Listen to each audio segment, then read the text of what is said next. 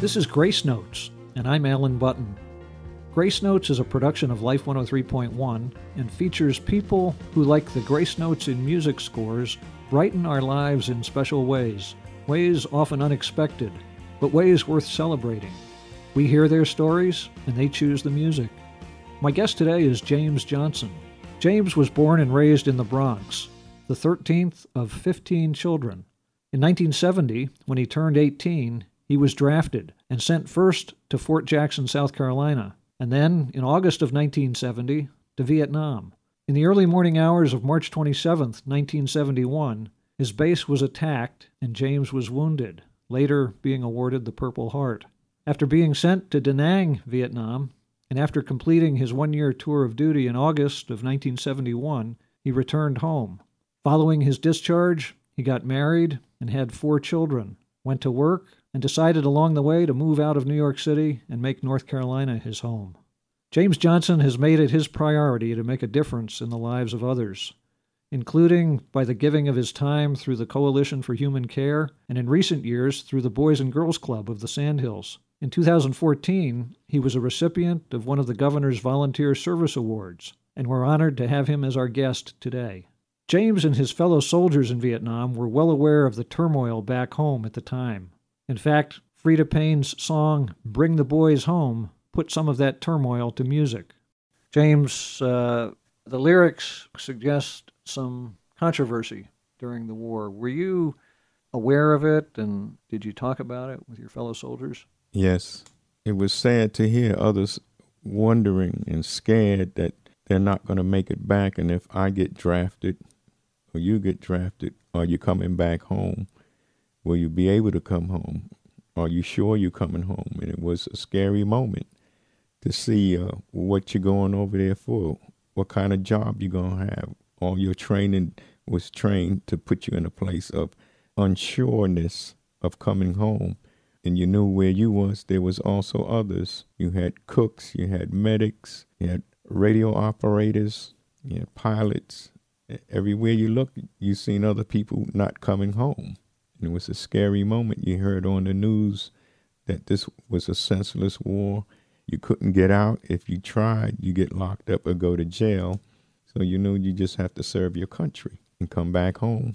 The song you mentioned to me earlier is one that a fellow soldier had on a cassette tape. You would pass that around, or you'd get it from home?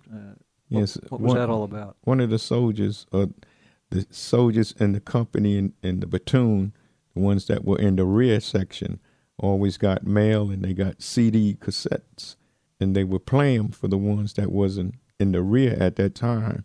When other platoons went out, the other platoons that were on stand down got a chance to hear the new songs that were coming out back in the world, as we called it, because there was also another song Curtis Mayfield sung, Back in the World. When you heard that jet taking off for the last time, leaving Vietnam, you would hear the engine roaring sky high back home. And when Freda Payne came out with her song, some of them didn't get to see that or hear that song. But it was good news to know that you had a chance to find out. Well, it's, I guess, an understatement to say it's been to the benefit of a lot of people to have you come back from Vietnam and Yes, do what sir. you do.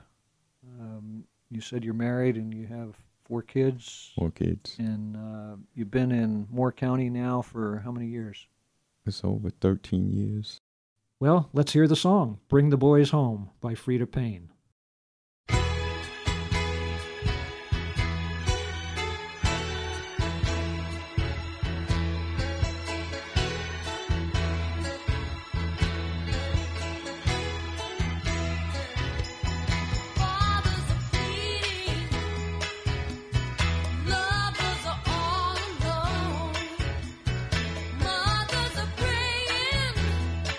Send our sons back home.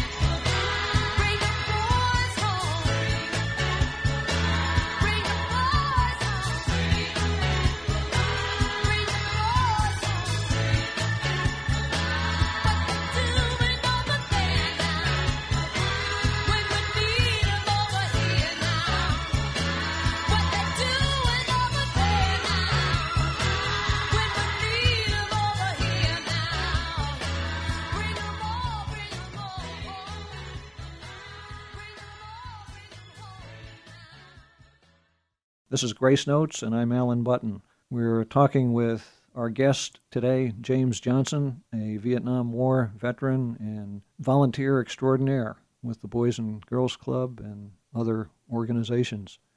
James, the Boys and Girls Club is something that you're closely connected with. What do you do for them? I pick up food for them 5 days a week. If they need something special done, I also pick up for them in any direction that I can at a certain time. And I help out in the kitchen with the cooks, making sure that everything is put away properly and stacked neatly. And anything that is outdated, I make sure that they know it needs to go in the trash. There are a lot of ways you could spend your time. Why do you spend your time doing that?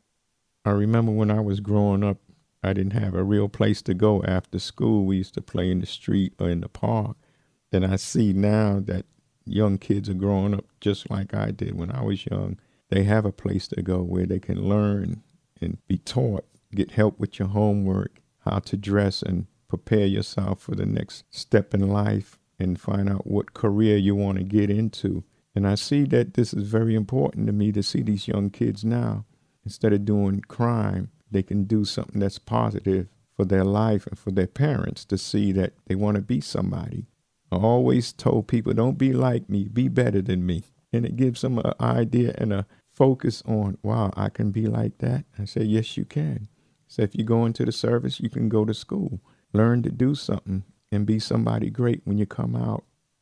James, you've identified another song that seems to fit in here. Yes, I'm Ready by Barbara Mason. Yes, it was a song that I always loved to hear. Yes, I'm ready to learn.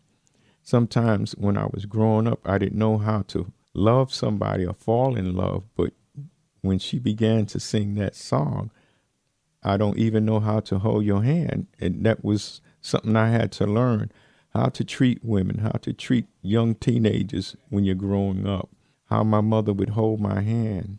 And that fitted into the song, and I began to think about it. Who was helping my father to learn what he needed to do in life, and how I see others, men and boys and girls, holding one another's hand. We did it in school when we were in line, but to see it in life, it means a whole lot now. When you see young women who are expecting and their husbands not holding their hand, I look at that and I say, oh, if they only knew the moment they can just hold her hand and fall in love again, it's something to let you see what you're missing. And when someone else is doing it, it don't look good to you. But when you do it, it looks just as good as it did when you first saw it happen and the expression on their face. I think I've got some things to learn from you about that. Thank you. Thank you. Let's hear the song. Barbara Mason, Yes, I'm Ready.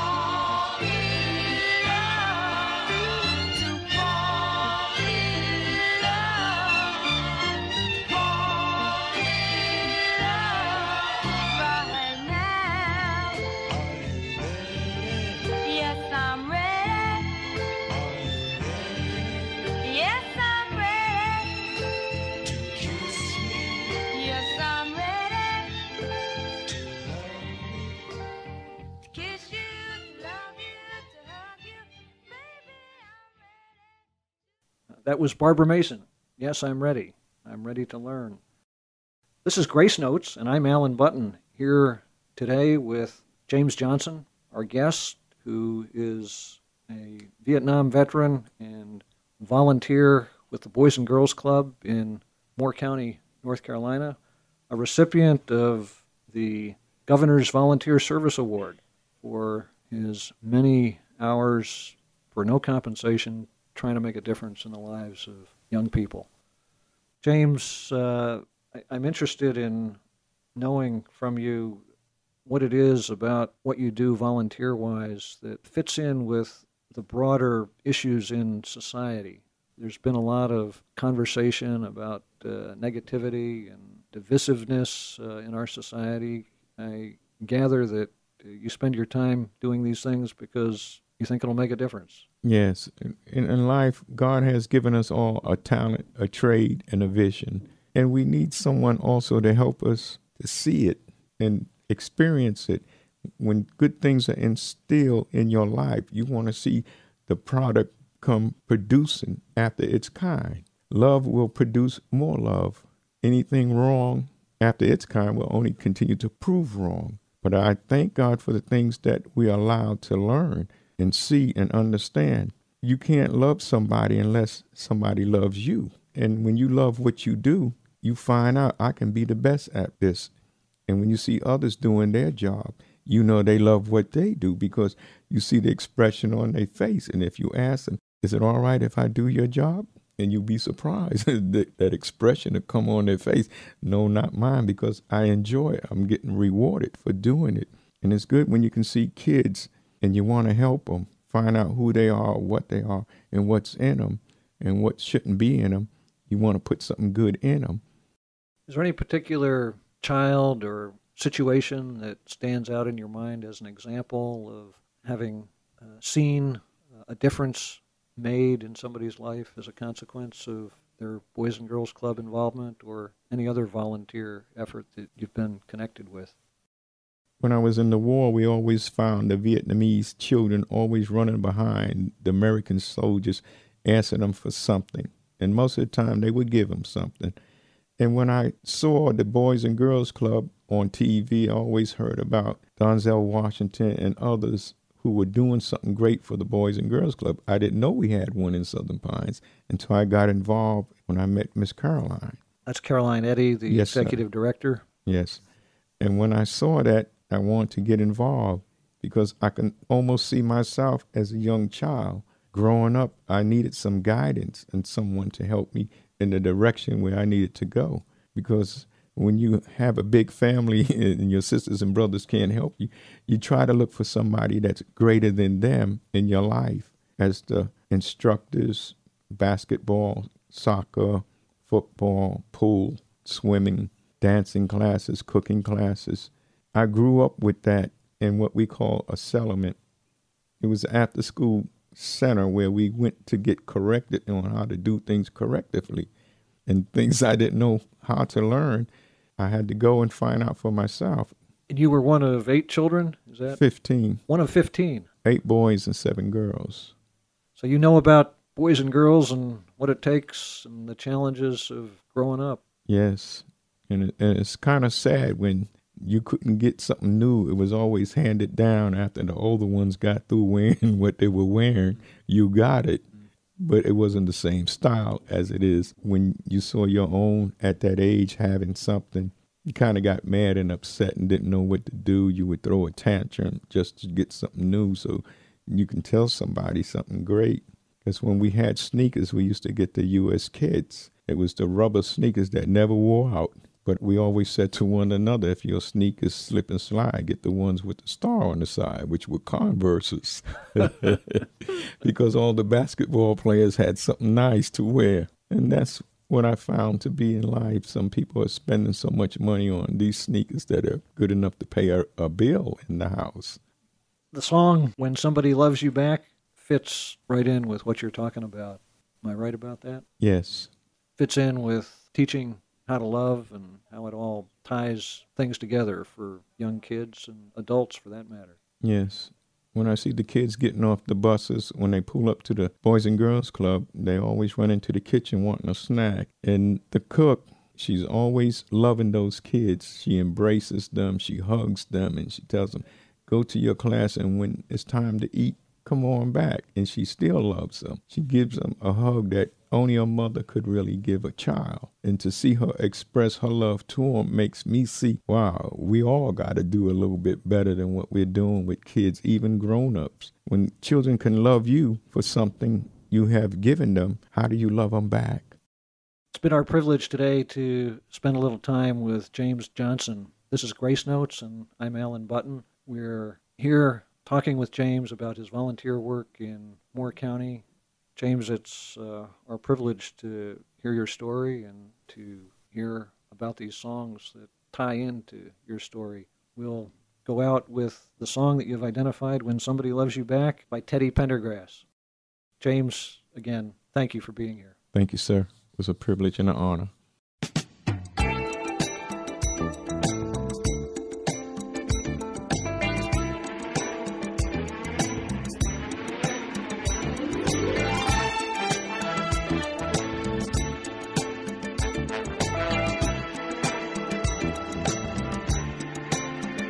It's so good loving somebody, and somebody loves you back. To be loved and be loved in return, it's the only thing that my heart desires. Just appreciate the little things I do. Oh, you're the one who's got me inspired. Keep on lifting me higher.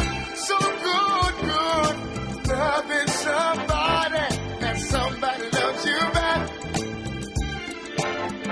It's so good, needing somebody, and somebody needs you back.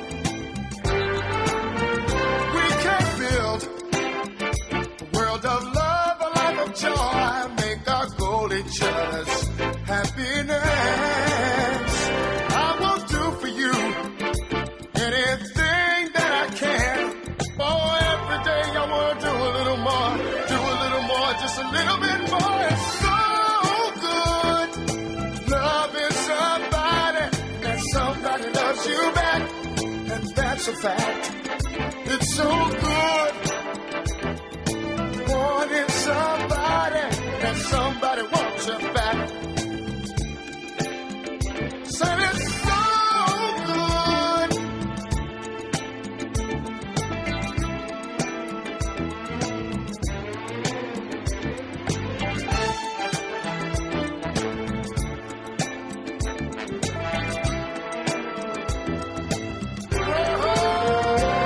To be loved and be loved in return, it's the only thing that my heart desires. Just appreciate the little things I do. Oh, you're the one who's got me inspired. Keep on lifting me higher.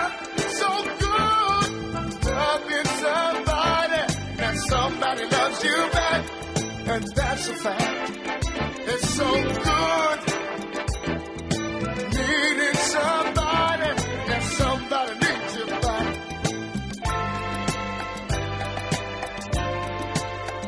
Say now 70-30, now 60-40, talking about a 50-50 love. Said it's so good loving somebody, and somebody loves you back. Yeah. Said now 70-30, now 60-40, talking about a 50-50 love. Yeah. It's so good loving somebody, and somebody loves you back. It's so good.